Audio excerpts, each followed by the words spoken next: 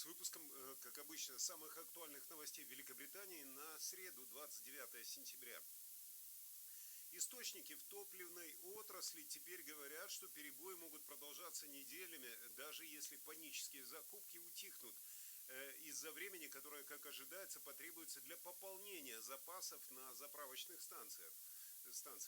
Один источник сообщил, что они ожидают, что British Petroleum BP продолжает решать проблемы в течение следующего месяца. И пытаясь справиться с кризисом на этой неделе, армия начнет вводить бензовозы после того, как Борис Джонсон попытался утихомирить этот хаос, призвав общественность заправляться как обычно, только тогда, когда вам это действительно нужно. Как вы видите, Борис Джонсон сделал заявление чуть ли не официально с Даунинг-стрит. Господин Уэллес подписал запрос на военную помощь, и в случае необходимости могут быть развернуты до 300 военнослужащих для того, чтобы помочь с доставкой бензина на бензоколонки. Вмешательство премьер-министра с заявлением с Даунинг-стрит произошло после того, как лидер лейбористов Кейр Стармер взвесил ситуацию, призвал увеличить срок действия экстренной визы для иностранных водителей грузовиков до 6 месяцев. В серии интервью на своей партийной конференции в Брайтоне сэр Кейр сказал, что проблемы с водителями были полностью предсказуемыми, а реакция правительства была слишком медленной. Но он при этом отказался сказать, что Брексит в этом виноват, вместо этого заявив, что это было неизбежным следствием принятого решения.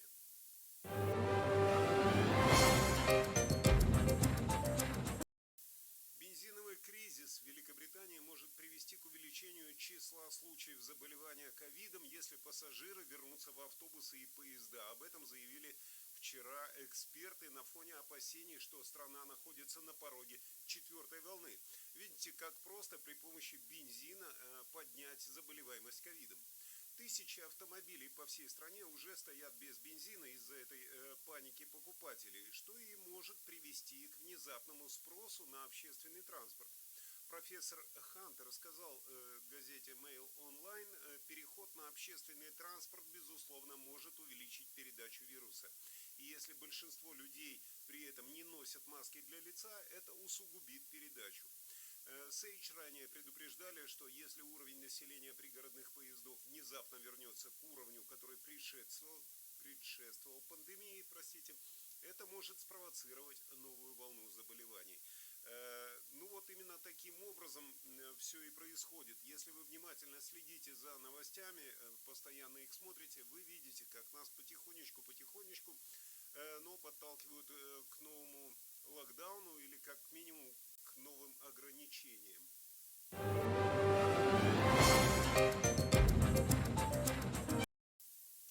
Врачи и медсестры потребовали, чтобы им уделяли первоочередное внимание на топливо, заявив, что они должны иметь возможность добираться до больниц для лечения пациентов.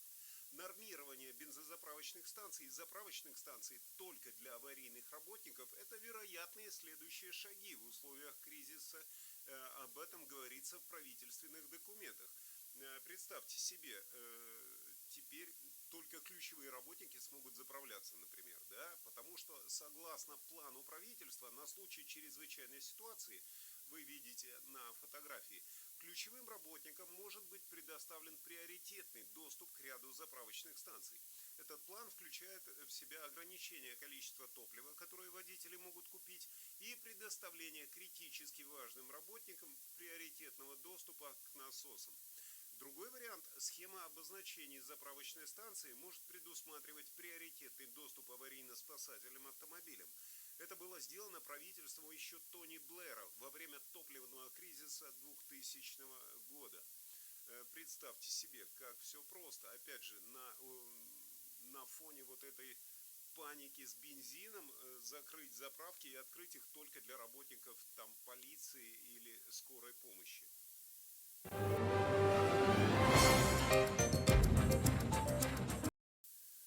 Хочу напомнить для всех жителей Великобритании, у которых до сих пор паспорт Евросоюза, с этой пятницы граждане Евросоюза больше не смогут использовать ID-карты для въезда в Великобританию. То есть прибалты, как минимум, у которых есть ID-карточка, привыкли ездить по ней используя паспорт.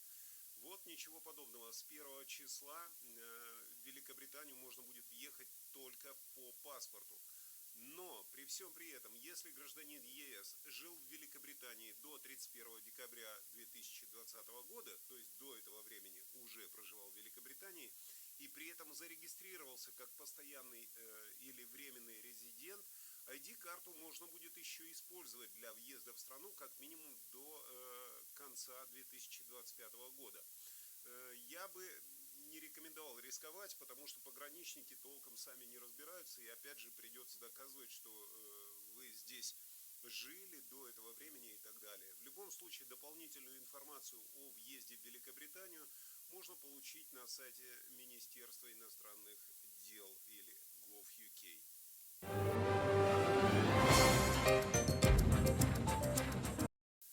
Сюрприз для тех, кто часто ходит в магазины. Генетически отредактированные овощи и другие разные культуры могут появиться в супермаркетах в течение нескольких ближайших лет по новым правилам.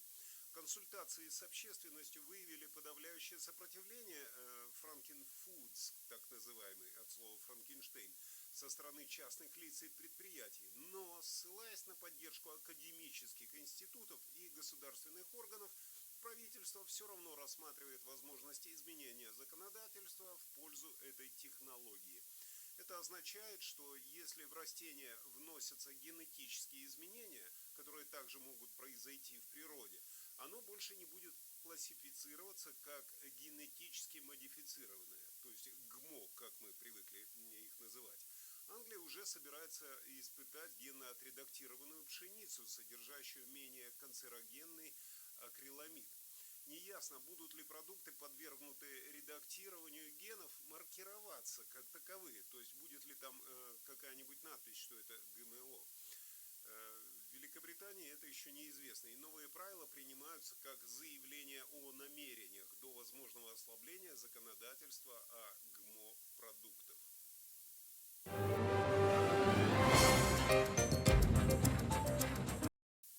Британский стартап первым в мире выпустил на рынок полностью биоразлагаемый пластик. Материал превращается в обычный воск, а не распадается на микрочастицы, которые в свою очередь разлагаются потом еще сотни лет. В естественной среде пластик полностью разлагается с помощью бактерий и грибков. Этот вид полностью биоразлагаемого пластика можно использовать для тонкой пищевой пленки, для стаканов и упаковок для еды. В зависимости от назначения регулируется концентрация определенных добавок. Тонкая упаковка полиматерия полностью разлагается за 226 дней всего, когда обычный пластиковый пакет разлагается за 1000 лет в лучшем случае. Но я чувствую, что проще перейти на тот вариант, который все хаяли, который мы все могли видеть, многие из нас могли видеть в Советском Союзе или в каких-нибудь республиках, относящихся к Союзу, когда весь товар заворачивали в простую промасленную бумагу, и было все в порядке.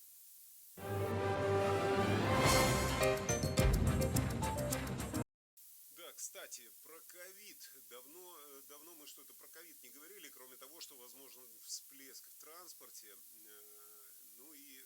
Тут бензин все это перебивает, но согласно новому отчету, побочные эффекты после ревакцинации от вакцины Pfizer или Moderna возникают так же часто, как и после первой и после второй дозы. То есть побочные эффекты после третьей дозы все равно возникают. Исследователи из Центров по контролю и профилактике заболеваний изучили отчеты, сделанные в добровольной системе наблюдения за безопасностью на базе смартфонов. То есть есть специальное приложение, в котором люди могут пожаловаться на свои побочные эффекты. После того, как люди получают третью дозу, они просто пишут в смартфоне свой отзыв. Около 79% имели негативную реакцию вместе инъекции, такую в среднем как боль, покраснение или отек, а 74% сообщили о других побочных эффектах, таких как лихорадка, головная боль, озноб или боль в суставах. Так что прививайтесь на здоровье и не жалуйтесь потом на побочки.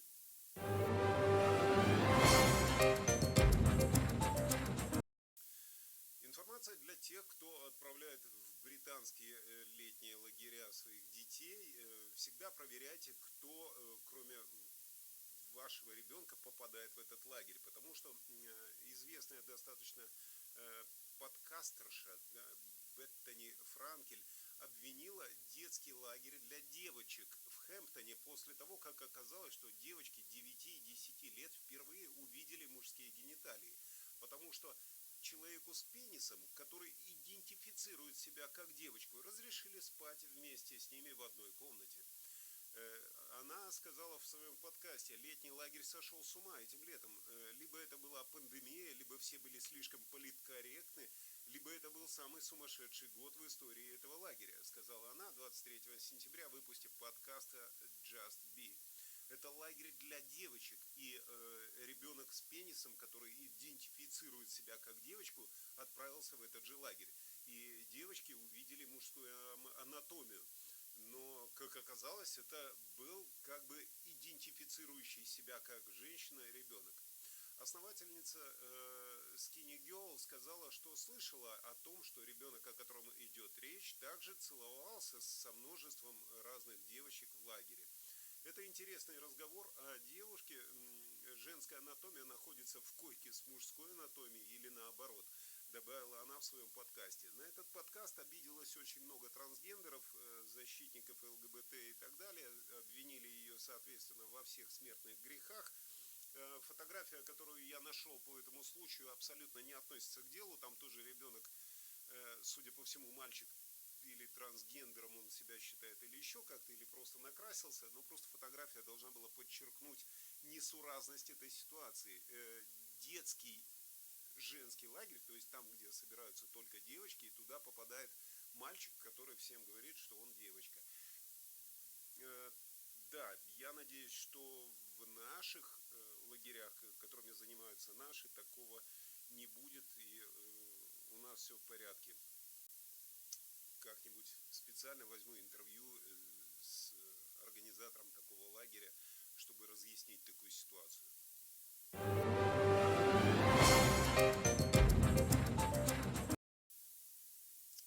Вчера на Карнаби-стрит в Сохо в Лондоне открылся официальный магазин рок-группы Queen. В магазине под названием Queen The Greatest можно приобрести одежду, пластинки, гитары, подписанные самими музыкантами. Я думаю, это большой подарок для всех фанатов этой группы. Магазин открыла компания Universal Music Group Bravado. Открытие магазина они приурочили к 50-летию образования группы Queen, и в магазине есть несколько зон, в которых предоставлены различные периоды существования группы с 70 по 2010 год. Доход от продаж эксклюзивных футболок Фредди Меркьюри пойдет в благотворительную организацию по борьбе со СПИДом The Mercury Phoenix Trust. Магазин при всем при этом проработает всего несколько месяцев, поэтому торопитесь его посетить, может быть, что-то купить, если вы хотите побороться со СПИДом, вложив в это дело какую-то сумму, купив майку эксклюзивную от Фредди Меркьюри. А если вдруг вы не фанат группы Queen, то вам стоит просто посмотреть, может быть, посмотреть на одежду из магазина Топчик-Шопчик, который является спонсором этого выпуска новостей.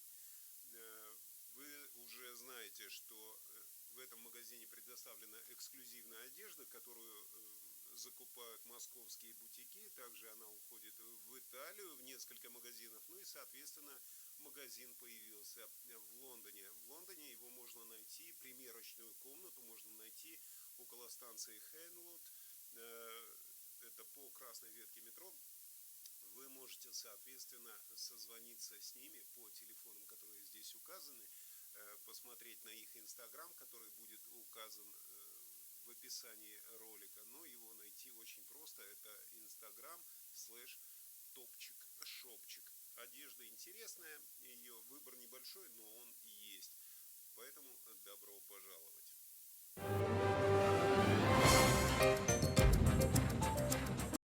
Ну и новость, которая сейчас на всех обложках газет. Мировая премьера последнего фильма Дэниела Крейга о Джеймсе Бонде наконец-то состоялась в Лондоне.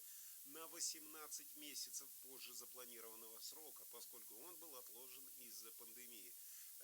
Презентация фильма с красной дорожкой, с оркестром, с королевской семьей прошла в Роял Альберт Холле. «Нет времени умирать» — это 5-й выход британского актера Дэниела Крейга в роли агента 007. Выступая на красной дорожке в малиновом пиджаке, чувствуется рука Москвы, скорее всего, даже да, агент 007 и малиновый пиджак как-то. Ну ладно, бог с ним, во что он там одет, но выступая на красной дорожке, Крейг сказал, что эта роль невероятно важна для кино и истории, и какое-то время она лежала на моих плечах. Мне невероятно повезло, добавил он.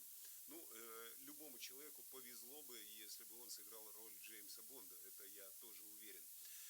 Фильм появится в британских кинотеатрах уже завтра.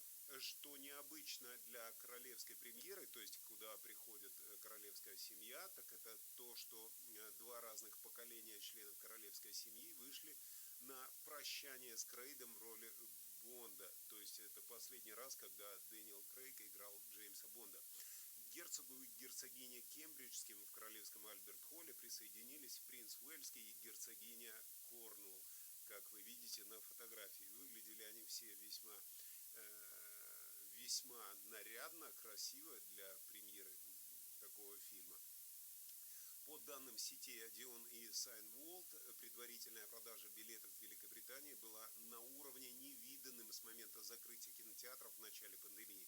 Odeon заявили, что к понедельнику продали более 175 тысяч билетов на этот фильм, а Cineworld заявила, что у них самые высокие показатели предварительного бронирования со времен 2019 года, до времен пандемии. Один из наших зрителей, Денис Хорошко, прислал инсайд-видео с премьеры. Давайте посмотрим, что он нам прислал. Специально для Russian UK News, Денис Хорошко, ваш agent, Spectre agent. To our amazing cast and crew, to MGM, to Universal, to Barbara and Michael, who just hold this together and hold this family together like so beautifully. And we have a lot of frontline workers here this evening. We want to thank you. It's an honor for us that you're here this evening. Спасибо, agent Денис. Да, ну, приблизительно в таком же качестве уже на днях можно будет увидеть фильм на пиратских сайтах уже с переводом на любой, по-моему, язык. На этом выпуск новостей на сегодня заканчивается. Не забудьте.